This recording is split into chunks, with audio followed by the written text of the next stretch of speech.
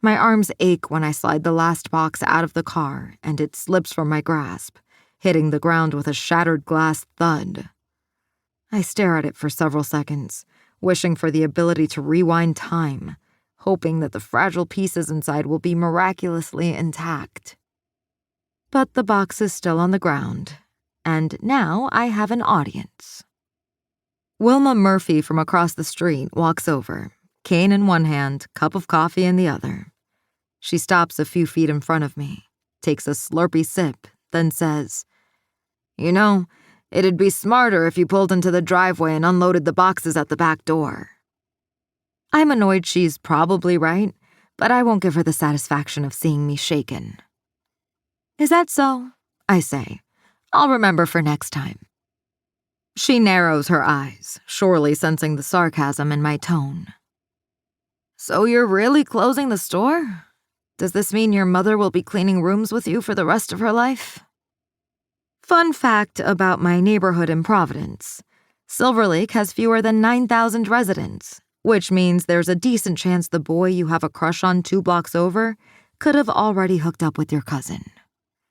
What it means for me? Wilma Murphy's grandmother used to babysit my mother in the same house Wilma still lives in across the street. Even more interesting, Wilma's sister, Bridget Murphy, is a permanent resident of the hotel where I work, and just so happens to be one of my favorite people in the world. And it might have been a nice thing, working in a space with one sister and living on the same street as the other. But Bridget and Wilma haven't spoken in decades. The reason is still unknown to me, but I believe it when my mom says Wilma was always petty or judgmental, because the longer I live in this apartment, the clearer it becomes that this 71-year-old woman can often be both at once. So I'm certain she must have done something incredibly spiteful to her younger sister. "Maybe," I say, "but at least we'll have good company with your sister living there." Wilma's top lip curls at the mention of Bridget. "Guess you aren't the businesswoman you thought you were," she says, before pointing to the lawn with her cane, a sour look on her face. "You should get someone to mow the lawn."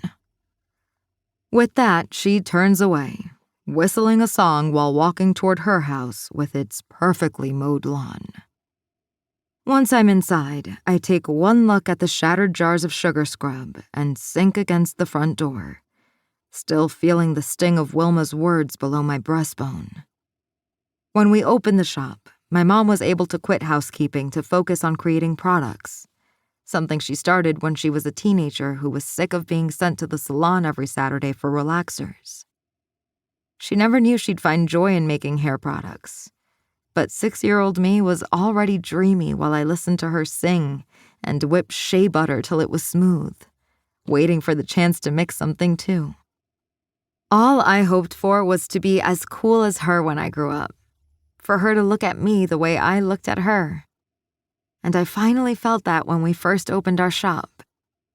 I glance up at the wall to stare at the picture of us hugging in front of Wildly Green on grand opening day, remembering that she couldn't keep tears out of her eyes.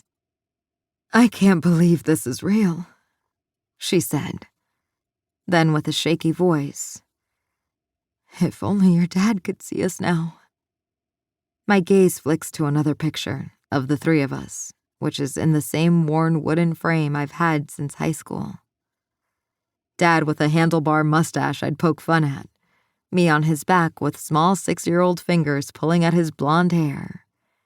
Mom in stilettos with beautiful brown legs, tiptoeing to place a kiss on his cheek. He was staring straight into the camera, and it feels like he's staring right through me now, knowing that the business degree I was so proud of, the one I flashed in front of Mom's face, insisting we were ready to transition from a stable kitchen business to a store, didn't mean I'd have smart solutions to save it. I pull my phone from my pocket. Nothing else from Issac. He's been in Cali for 2 years, and I still struggle with him living across the country. That he's too far for weekly movie nights. I hardly remember the last time we browsed a bookstore together, and I can't bring myself to tell him about Wildly Green over the phone. If I'm being honest with myself, I haven't wanted to tell him at all.